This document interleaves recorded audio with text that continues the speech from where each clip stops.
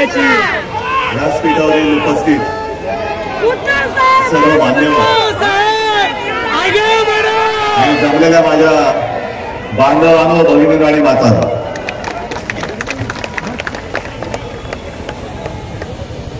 बऱ्याच दिवसानंतर पालघरमध्ये आलोय, पालघर मतदारसंघात. आणि मला आश्चर्य वाटतं की जो विषय आपलं युती सरकार 95 साली होतं, मनोज जोशी मुख्यमंत्री होते आणि त्यावेळेला शिवसेना प्रमुखांनी संपवून टाकला होता, तो पुन्हा जिवंत कोणी केला. आणि तो विषय तुम्हाला माहिती आहे, वाढवण बंदर. मला आठवतंय की त्या काळामध्ये वाढवण बंदराची चर्चा सुरू झाली. जनतेचा विरोध आहे, जनतेचा विरोध आहे. मला शिवसेना प्रमुखांनी सांगितलं की उद्धव तू स्वतः जा, तिथल्या लोकांना भेट आणि त्यांचं ऐकून घे, ते काय म्हणतायत. आणि त्यांच्या आदेशाप्रमाणे मी आलो होतो. कोणत्या विभागात होतो काय काही लोक सांगतील. आणि माझ्या लक्षात आलं की तरुण मुलं, त्याच्यानंतर माता भगिनी, सगळे वृद्ध, आम्हाला काही झालं तरी वाढवण बंदर नको, जीव गेला तरी चालेल, आणि जर करणार असाल तर आम्हाला गोळ्या घाला आणि आमच्या छाताळावरनं जाऊन मग वाढवण बंद करा. एवढ्या तीव्र भावना त्यांनी माझ्याकडे व्यक्त केल्या होत्या. मी घरी गेलो आणि शिवसेना प्रमुखांना सांगितलं की अशा त्याच्या तीव्र भावना आहेत. शिवसेना प्रमुखांनी तात्काळ मनोज जोशीला फोन लावला होता आणि त्याने सांगितलं की पंत, वाढवण बंदर रद्द. मग आता तेव्हा घेतलेला निर्णय, याला परत कोणी हवा भरली आणि हवा भरली ती भरली. जनतेच्या विश्वासाला किंमत न देता तुम्ही जर का प्रकल्प राबवणार असाल तर माझं म्हणणं राबवूनच बघा, राबवूनच बघा. तुम्ही काय प्रकल्प राबवणार? जनतेचा बुलडोजर तुमच्या सरकारवरून उद्या आम्ही फिरवणार आहोत. हा जनतेचा बुलडोजर आहे. जेव्हा तुम्ही तिकडे खुर्चीवरती बसता तेव्हा तुमच्याकडे सगळी मस्ती असते, मस्तीच. आता संजय आपण जे बोललात की यांच्या डोक्यात अहंकार केलेला आहे. मी आजच पेपरमध्ये वाचलं, RSSचे जे सरसंघचालक आहेत मोहन भागवत, ते असं म्हणाले की रावण विद्वान होता. अहो, रावण निदान विद्वान तरी होता, पण अहंकारामुळे त्याचा घात झाला. हे तर विद्वान पण नाहीये, नुसताच अहंकार आहे. उपयोग काय? नाही, रावण रावण रावणाचा वध हा प्रभू श्रीरामचंद्रांनी केला, पण तरी देखील रावण विद्वान होता असं मोहनजी भागवत म्हणतायत. पण तुम्ही जे बसलेत तिकडे ते विद्वान पण नाहीये. बरं, वाढवण बंदर नक्की कोणासाठी करताय? काय विकास होणार आहे? कोणाचा विकास होणार आहे? इथे माझ्या समोर बसलेले आहेत, त्यांच्यापैकी किती जणांना रोजगार मिळणार आहे? आणि विकास जर का मोदीजी तुम्हाला वाटत असेल की आता निवडणुकीच्या तोंडावरती तुम्ही आलात, येतील आणि हात जोडून सांगतील, भाई और बहनों, मेरा और पालघर का बहुत पुराना रिश्ता है. हा, सांगू शकतात. कारण कुठून कुठून त्यांचे रिश्ते काढतील हे सांगता येत नाही. रिश्ते है ठीक है, लेकिन रिश्ता कौन निभाएगा? रिश्ता है तो रिश्ता निभाओ. नुसतं मोदी परिवार म्हणून चालणार नाही. मोदीजी तुमच्या परिवारात तुम्ही आणि तुमची खुर्ची दोघं जण आहात, दुसरं परिवार कोणीच नाहीये.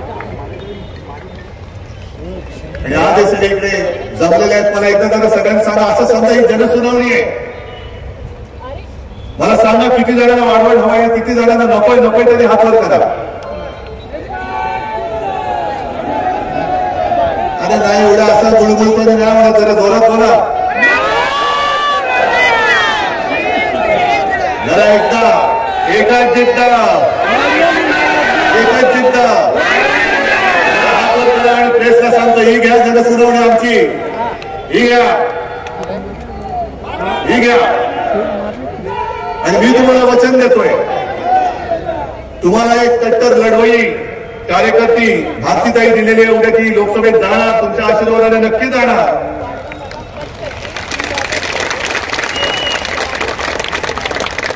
आणि पहिल्या प्रथम वाढवण बंदचा फैसा पाडला. हे माझं वचन आहे तुम्हाला, हे वचन आहे. काही ज्ञानाचा परिवार म्हणून म्हणताय, तो परिवार म्हणजे यांचे फक्त सुटाबुटातले मित्र आहेत. हे समजा धरून चाला, वाढवण बंद झालं, कोणाच्या घशात जाईल? हा तुम्ही हळू बोलता, एवढं झालं दिल्ली पण आवाज जाणे कशा? या मोठ्याने बोला. कोणाचा मित्र आहे ना? मग विकास कोणाचा होणार? आणि मग माझ्या मच्छीमार लोकांचं काय होणार? तुम्ही हे सगळं बघितलेलं आहे. जेव्हा जनसुनावणी झाली तेव्हा किती फौजफाटा लागला होता ना. आणि तुम्ही सुद्धा, जनता सुद्धा किती संख्येने आली होती. म्हणजे चित्र आहे. निवडणुकीच्या तोंडावरती एवढा फौजफाटा लावून जर काही जनसुनावणी घेण्याचा अट्टहास करत असतील, दुर्दैवाने जर काय परत आले, येऊ शकत नाही, पण दुर्दैवाने परत आले तर सांगतायत ते कदाचित रणगाड्या आणून सुद्धा इकडे वाढवण बंद पूर्ण करायचा प्रयत्न करतील. आणि म्हणून आताच ही वेळ आलेली आहे. याला गाडायचं असेल तर आत्ताच. कारण आता हे नवरं आहे, आता पाया पडतील. आणि एकदा जर का तुम्ही भुललात तर मागे एक घोषणा होती, एक भूल. हा, ती किती महागात पडले बघा. कारण आता हे सध्या दिवस चालले ते निवडणुकांचा वारं वाहत आहे. गद्दारांचे 2 मालक महाराष्ट्रामध्ये फिरतायत. कोण गद्दार तुम्हाला माहिती आहे आणि मालक कोण तेही माहिती आहे. सरळ उघड सांगतो. कारण परवा मी जेव्हा पत्रकार परिषद घेतली तेव्हा मी बोललो की यापुढे मी जी काही टीका करणार आहे ते देशाच्या पंतप्रधानांवरती नसेल तर नरेंद्र मोदींवरती असेल. कारण देशाच्या पंतप्रधानांचा मी कधी अपमान करणार नाही, करू शकत नाही, करू इच्छित नाही. पण निवडणुकीमध्ये जर का ते येऊन, एक तर तुमचा संबंध काय महाराष्ट्राशी, महाराष्ट्राच्या बाहेरचे आहात तुम्ही, आणि महाराष्ट्रामध्ये येऊन जी शिवसेना प्रमुखांनी भूमिपुत्रांच्या न्याय हक्कासाठी स्थापन केली, तिला जन्म दिला, त्या शिवसेनेला तुम्ही नकली म्हणता. अरे नकली शिवसेना म्हणाले ठीक आहे, तुमची डिग्री आहे, ठीक आहे, तुमची डिग्री आहे, ही नकली आहे, पण आहे. मग त्यांचे दुसरे पार्टनर आले, खंडेरीखोर पक्षाचे दुसरे नेते अमित शहा, ते बोलून गेले शिवसेना नकली आहे. बोला तुम्ही, पण मी तुम्हाला जे भारतीय जनता पक्षाला म्हणतोय त्या भाडखाऊ जनता पक्ष आहे.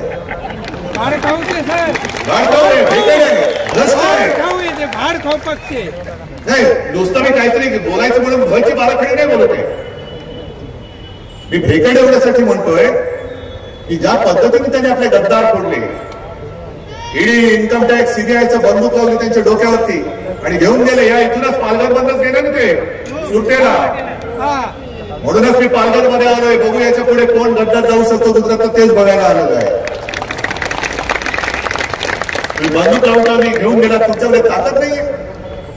आज माझ्याकडे तुम्ही माझा पक्ष चोरलाय, माझं चिन्ह पडून नेलेलं आहात. अरे कशाला माझ्या वडील तुम्ही तोडण्याचा प्रयत्न करताय? एवढे तुम्ही काय बोलायचं त्यांना बोलू द्या, सोडून देता ना. पण तरी देखील हजारो माणसं माझ्यासोबत आली, कशासाठी आलेली आहे, काय येऊ शकतात ती? आजपर्यंत भगवा झेंडा फडकत होता डवळाने, त्याच्या बरोबरीने कम्युनिस्टांचा लाल झेंडा फडकतो, इकडे काँग्रेसचा झेंडा फडकतो. आणखीन तिकडे माझे काही मित्र आहेत, त्यांचे झेंडे फडकत आहेत. तुम्ही शिवसेना संपवायला निघालात, उद्धव ठाकरेला संपवायला निघालात, ही यांची वृत्ती आहे. जो ह्याला देईल साथ त्यांचा करणारे घात, ही यांची स्लोगन आहे. गेल्या 19च्या निवडणुकीमध्ये ढवळे साहेब आपण म्हणालात की या पालघरने चमत्कार केला, पण तेव्हा आम्ही एक चूक केली होती. आम्ही मोदी पंतप्रधान व्हावे म्हणून याच पालघरमध्ये प्रचार केला होता. आणि मग तुम्ही विचार करा, मोदी पंतप्रधान होण्यासाठी म्हणून जी शिवसेना कठीण काळापासून मोदींच्या सोबत राहिली, ती शिवसेना मुळासकट संपवायला जे निघतात ते पालघरकरांना काय नाही देऊ शकतील? कोण आहे त्यांच्याबरोबर? भले आम्ही आमची तुम्ही नकली सेना म्हणून जी चेष्टा टिंगल टवाळी करताय, पण अमित शहाजी तुमच्या गाडीमध्ये अस्सल भाजपाचे लोक किती राहिलेत बघा का? सगळ्या तुमच्या स्टेपने आतमध्ये बसलेले आहेत. म्हणून याला भाडखाऊ म्हणतो, कारण त्यांचं स्वतःचं कोणीच नाहीये. सगळे याला फोड, त्याला फोड, त्याला फोड. आता आमदार भुसारा सांगत होते मी आपण आपलं महाविकास आघाडीचं सरकार असताना काय काय कामं केली आणि मला ते सांगत होते की उद्धवजी बोलायला लागलो तर तासभर पुरा पडणार आणखीन बरंच बोलता येईल एवढी कामं आपण केली होती. मग एकदा माझं काय मत आहे की निवडणुकीमध्ये एकमेकावरती दोष आरोप करण्यापेक्षा अशी एक निवडणूक करा. माझी तयारी आहे इकडेच व्यासपीठ लावू. मोदीजी तुम्ही या, मी महाराष्ट्राचा माजी का होईना पण मुख्यमंत्री म्हणून येतो. मी 2.5 वर्षात काय केलं हे मी सांगतो, तुम्ही 10 वर्षात काय केलं हे तुम्ही सांगा.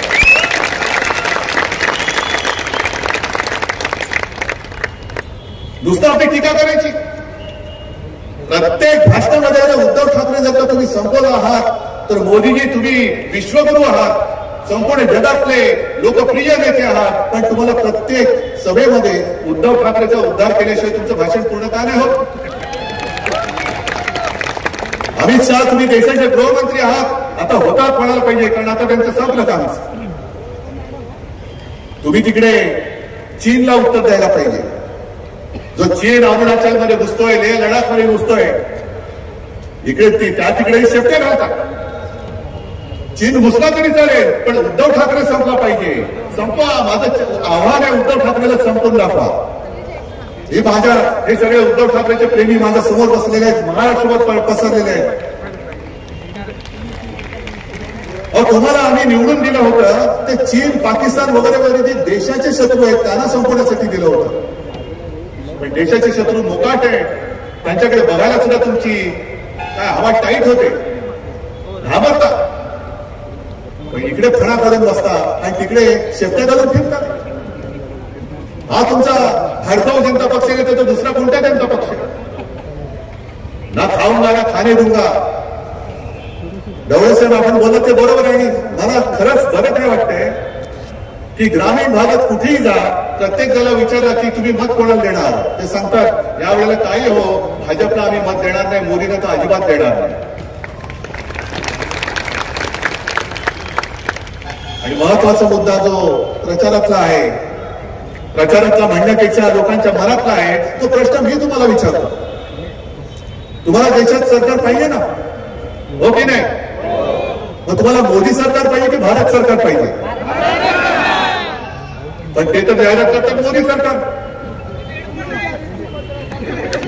तुम्हाला सिद्ध करून दाखवावं लागेल. जो आपल्या देशाच्या सरकारला स्वतःचं नाव लावतो तो उद्या माझ्या देशाचं नाव बदललं तर काय करू शकाल तुम्ही? हा भारत माझा देश आहे, भारत माता माझी माता आहे. मोदीजी तुमचं नाव तुमच्या दाराच्या पाठीवर लावा, माझ्या देशाच्या पाठीवरती तुम्हाला लावता येणार नाही. काय तुम्ही आता उद्या पंतप्रधान पदावर उतरल्यानंतर कदाचित तुम्ही झोड्यातून जाल कुठे गुहेत तर गुहेच्या बाहेर लावा, नाही तर गुजरातात परत गेल्यानंतर तुमच्या दाराच्या बाहेर मोदीचं नाव लावा, पण माझ्या देशाच्या सरकारवरती मोदी नाव पुन्हा लावता कामा नये, येता कामा नये. अरे 140 कोटीचा हा देश, एक माणूस सगळ्यांना गुलाम बनवू शकतो. एक माणूस जणू काही स्वर्गातून अवतरलेला आहे आणि तुम्ही माझे गुलाम आहात, अशा पद्धतीने राजवट तो चालू शकतो. आणि आम्ही काय निवडत असत ते पुन्हा एकदा पुन्हा एकदा पुन्हा एकदा आपकी बार बार बार काय नाही, आपकी बार भाजपात तडीपार करून टाकायला. घराणेशाहीवर ते आमच्यावरती आरोप करतात. अरे मी तर नेहमी सांगतो की मला अभिमान आहे माझ्या आई वडिलांचा, मला अभिमान आहे आणि मी तयार आहे. जसं मोदींना मी सांगतो एका व्यासपीठावरती येऊन तुम्ही तुमच्या 10 वर्षाचा हिशोब मांडा, मी माझ्या 2.5 वर्षाचा मांडतो आणि लोकांवरती सोडा. मग ईव्हीएम मध्ये खेळ नाही करायचा, ईडी इन्कम टॅक्स सीबीआय नाही लावायचा, लोकांना निर्णय घेऊ द्या, माझी तयारी आहे. एक तर लोक तुम्हाला घरी पाठवतील, नाही तर लोक मला घरी पाठवतील. मला मंजूर आहे, जनतेचा फैसला मला मंजूर आहे. पण सगळीकडनं जणू काही हे ईडी इन्कम टॅक्स सीबीआय वाल्यांच्या घरगणी आहेत, अशा पद्धतीने आपल्या कार्यकर्त्यांच्या मागे लावायचं. अहो साधा तो अमोल कीर्तिकर तुम्ही येऊन बघा, चांगला तरुण पोरगा आज उभा राहिलेला आहे, तिकडनं निवडून येतो. जशी भारतीताई येते ना तसं अमोल कीर्तिकर तिकडनं निवडून येतं. पण अमोल कीर्तिकरचं नाव जाहीर झालं लगेच ईडीवाले मागे. काय दुसरं काम धंदा नाही, उद्योग नाही, लगेच अमोल कीर्तिकरला बोलवलं तिकडे ईडीच्या चौकशीसाठी. कशाला? तर कोरोना काळामध्ये यांनी खिचडी घोटाळा केला. कसला खिचडी घोटाळा? अहो तुम्ही एवढे जे खाऊन बसलेला आहात निवडणूक रोख्यांचे 8,000 कोटी, हे तर काहीच नाहीये. त्याच काळामध्ये जो पीएम केअर फंड म्हणून गोळा केला होता, लाखो कोटी रुपये त्याच्यामध्ये गोळा झाले, लाखो कोटी रुपये. कोण बोलते त्याच्यावर? एक साधा माझा कार्यकर्ता त्याच्यावर तुम्ही खोटे आरोप लावता. खिचडी घोटाळा केला म्हणून तिकडे एकाला तर तुरुंगात टाकला. त्याचा ज्या कंपनीचा मालक आहे तो मिंदेकडे गेलाय, तो मोकाट आहे, पण त्याच्याकडे काम करणारी जी लोक आहेत त्यांना तुम्ही ईडी आणि ईडी बीडी सगळं त्याच्या मागे लावताय. ही तुमची लोकशाही आहे. पण पीएम केअर फंडाचा जो घोटाळा आहे त्याची चौकशी नाही करायची, त्याच्यावरती प्रश्न नाही विचारायचा. पीएम केअर फंड हा खाजगी फंड आहे. कोणाचा खाजगी? मग पीएमचा अर्थ काय? तुम्ही हास्य जत्रा बघत असाल ना, पाहता की नाही? का बघत नाही की हो की नाही? त्याच्यामध्ये ते काय बघा, प्रभाकर मोरे आहे ना. मग पीएमचा अर्थ काय? प्रभाकर मोरे फंड आहे. पीएमचा अर्थ काय? पीएम केअर फंडाचा अर्थ काय? मग प्राईम मिनिस्टर त्याचा जर का अर्थ नसेल तर तो खासगी फंड कोणाचा आहे आणि उद्या मोदी खाली उतरल्यानंतर तो फंड कोणाच्या ताब्यात जाणार आहे याचं उत्तर मला त्यांनी द्यायला पाहिजे. पण एका बाजूला भरपूर घोटाळे करायचे. बरं, घोटाळे केल्यानंतर अमित शहा तुम्हाला जर का वाटत असेल की तुम्ही म्हणाल ती पूर्व दिशा, नाही, अजिबात नाही. तुमचे जे काही चोचले चाललेले भ्रष्टाचारी ते तुका मेळ व्हावा. म्हणजे कोणी किती भ्रष्टाचार केलेला आहे मी मागे पण सभेत सांगितलं की किती कोटीचा घोटाळा केला, किती पैसे खाल्ले. 5 कोटी हाकलून द्यायला. किती केले? 50 कोटी. थोडं बाजूला ठेवा, आपल्याला काहीतरी गद्दार विकत घ्यायला येतील. 50 खूप आहेत ना, बाजूला घ्या. मग 500 कोटी, अरे याला घ्या. 70,000 कोटी, अरे हे तुला उपमुख्यमंत्री करतो. म्हणजे ज्याचा घोटाळा मोठा तेवढा यांच्याकडे मान मोठा. कोणत्या तोंडाने तुमच्या तोंडाला लागले शेण आणि तुमचा आमचं तोंड हुंगायला तुम्ही येत आहे? पूर्ण नखशिकांत भ्रष्टाचाराने बरबटलेली पार्टी आहे. एक सुद्धा त्यांच्यामध्ये ओरिजिनल भाजपवाला आता शिल्लक राहिला असेल तो या उपऱ्यांच्या सतरंजा उचलून त्यांनी ठेवलेला आहे. सगळे उपरे येत आहेत. कोण आहे? मिंदे कुठून आले? शिवसेनेतून आले. दुसरे 70,000 कोटी वाले कुठून आले? पवार साहेबांकडनं आले. आदर्श एक गोष्ट तुम्हाला आता नक्की कळली पाहिजे की जी भाजपच्या लक्षात आलेली आहे. जसं काही वर्षांपूर्वी अचानक आपले मोदीजी संध्याकाळी 8 वाजता टीव्हीवरती आले होते आणि त्यांनी घोषणा काय केली होती? आज रात्री 12 पासून सगळ्या ज्या नोटा आहेत त्या नुसत्या कागदाच्या तुकडे असतील, त्यांना काडीची किंमत राहणार नाही, मी नोटबंदी जाहीर करतो आहे. आता त्यांना लक्षात आलंय की महाराष्ट्राच्या जनतेने नाणेबंदी केलेली आहे. या महाराष्ट्रामध्ये मोदींचं नाणं चालणार नाही. इकडे ठाकरे आणि पवारांचंच नाणं वाजणार, मोदींचं नाणं वाजू शकत नाही. आणि म्हणून ही सगळी फोडाफोड चाललेली आहे. शिवसेना फोड, राष्ट्रवादी फोड. अरे बरं, मला एक कळत नाही, आपल्यातनं जे काही निंदे तिकडे गेले तेव्हा आता वर तोंड करून सांगतायत की उद्धव ठाकरेंनी बाळासाहेबांचे विचार सोडले म्हणून आम्ही तिकडे गेलो. मग अजित पवारांना विचारायचे, तुम्ही काय गेला? तो स्वतः शरद पवार हयात असताना शरद पवारांनी पवारांचे विचार सोडले म्हणून तुम्ही तिकडे गेलात.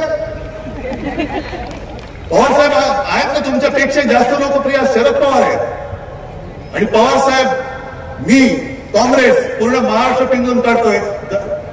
राज्याच्या कानाकोपऱ्यात गद्दारांविरुद्ध एक चीड निर्माण झालेली आहे. आणि बाळासाहेबांचे विचार कोण ऐकतंय? हे मिंदी जे काही कुंतात माईकवरती, हे बाळासाहेबांचे विचार नाही. अरे शिवसेनेचा दरारा काय आहे? एक फोन बाळासाहेबांचा गेल्यानंतर दिल्लीतले लोक कापायचे चढा. आता दिल्लीतला फोन आला तर मिंद्यांची दाढी कापते चढा. हे शिवसेनेचे विचार. अरे संपून टाकलं तुम्हाला कळलंच नाही. कधी तुमच्या पायाखालची उडाखालची सतरंजी त्यांनी काढून घेतली. अजून पालघरचा उमेदवार जाहीर करू शकत नाहीयेत. मिंदे स्वतःच्या मुलाची उमेदवारी जाहीर करू शकत नाहीये. मी तर 21 उमेदवार जाहीर करून टाकले, लागले सुद्धा कामाला.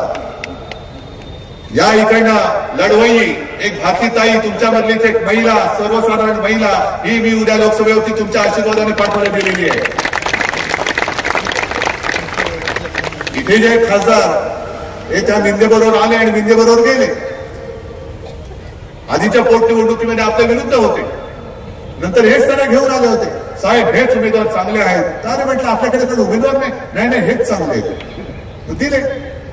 ते आले जर का त्यांना त्यांच्या पत्रिकेत योग असेल आणि पुन्हा उमेदवारी मिळाली, प्रचाराला आले, तर त्यांना पहिला प्रश्न विचारा की इतके वर्ष तुम्ही, म्हणजे ही गेली 5 वर्ष, त्याच्या आधीचे काही महिने लोकसभेमध्ये कधीतरी पालघर आणि वाढवण बंदरासाठी तोंड उघडलं होतं का लोकसभेत? हा पहिला त्यांना प्रश्न विचारा. मी नुसतं इकडे काय विध्वंस करायला आलेलं नाहीये. वाढवण बंदर तुम्हाला नाही म्हणून मी नाही बोलू का मी जिंकलो नाही, एवढा मी नतद्रष्ट नाहीये. वाढवणला तर मी विरोध करतोय, वाढवण होऊ देणार नाही तर वचन तुम्हाला देतोच आहे. पण मी मुख्यमंत्री असताना मी जव्हारला येऊन गेलो होतो, कारण पालघर जिल्हा हा एक खूप वैशिष्ट्यपूर्ण जिल्हा आहे. या पालघर जिल्ह्याला उत्तम समुद्र किनारा लाभलेला आहे, म्हणून तर बंदर इकडे आणण्याचा त्यांचा प्रयत्न आहे. याच पालघरमध्ये महालक्ष्मी आहे, जीवदानी आहे, वसईचा किल्ला आहे, अर्नाळा किल्ला आहे, शिरगावचा आहे, केडवे माहीमचा आहे, गंभीरगड आहे. आणि जव्हार सारखं एक उत्तम ठिकाण असं आहे की जिकडे आपण हिल स्टेशन बनवू शकतो. आणा ना काहीतरी असे प्रकल्प आणा, पर्यटन चांगलं वाढेल. माझे आदिवासी बांधव आहे, तिकडे आदिवासी समाज मोठा आहे, त्यांचं एक पारंपरिक आहे, सगळं त्यांची संस्कृती आहे, वारली कला आहे. काय नाही या पालघरमध्ये, पण जे आहे ते घालून टाकायचं आणि ते दिसतंय विकास म्हणून. फक्त मित्रांच्या खिशामध्ये तुम्ही पालघर घालणार असाल तर मित्रांचा खिसा फाडून आम्ही पालघर जिल्ह्याचा विकास करून टाकू. आता उन्हाळा सुरू झालाय आणि एक नेहमी फोटो येतो पालघर मधला, पालघर जिल्ह्यातला, की विहिरीने तळ गाठलाय, चौ बाजूनी गोल अशा माझ्या माता भगिनी आतमध्ये त्यांच्या बाजल्या ठोकून बसल्यात, पण खाली दगड दिसतोय. येतो ना फोटो नेहमी. काय एवढे वर्ष झाले तरी पाणी त्यांच्या इकडे, पाणी प्रश्न सोडवण्यासाठी आजपर्यंत जेवढे खासदार झाले त्यांनी काय लक्ष दिलं नाही. पालघर जिल्हा तुम्ही वेगळा केला, पण या पालघर जिल्ह्याचं जे काही वैशिष्ट्य आहे ते वैशिष्ट्य कायम ठेवून आमच्या या सगळ्या लोकांना इथल्या इथे रोजगार उपलब्ध होईल असे उद्योग इकडे का आणत नाही? अरे मी तर विचार करत होतो, ते सुद्धा आज तुम्हाला विचारून टाकतो. माझ्या मनामध्ये तर आजही आहे, तेव्हा सुद्धा होतं की पालघर जिल्ह्याचा विकास असा उत्तम झाला पाहिजे. पर्यटनासाठी उत्तम जिल्हा आहे. पालघरमध्ये मला वाढवण टोल नको, पण पालघरमध्ये मला एअरपोर्ट आणायचं होतं.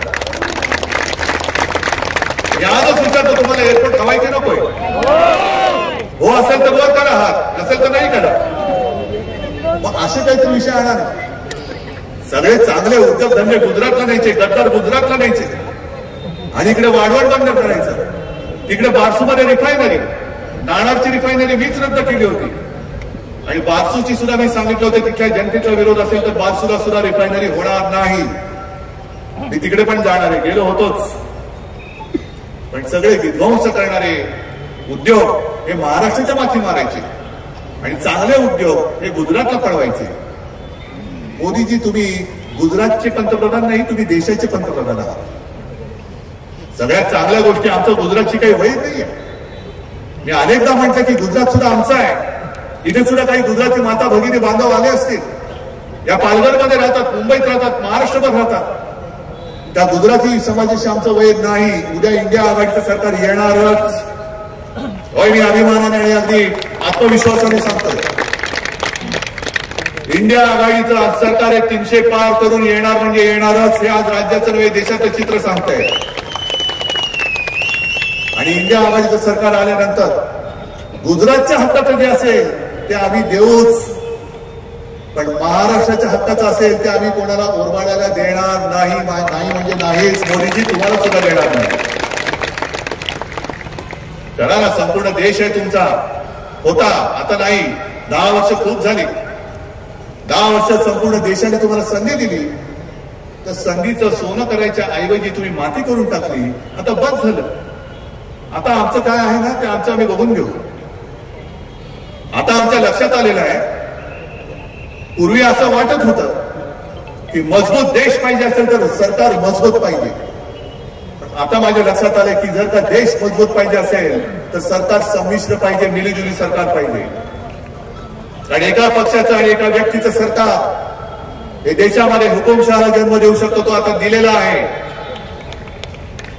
आणि त्याला आत्ताच जर का आपण गाडून टाकलं नाही आणि आपल्या सगळ्या इंडिया आघाडीचं संमिश्र सरकार या देशात आणलं नाही तर मग आपल्या देशाला कोणी वाली नाही की भारत माता सुद्धा बोलेल, अरे काय रे तुम्ही माझ्या पोटी जन्माला, माझं स्वातंत्र्य तुम्ही टिकू शकला नाही का म्हणून तुम्ही मला माता म्हणता.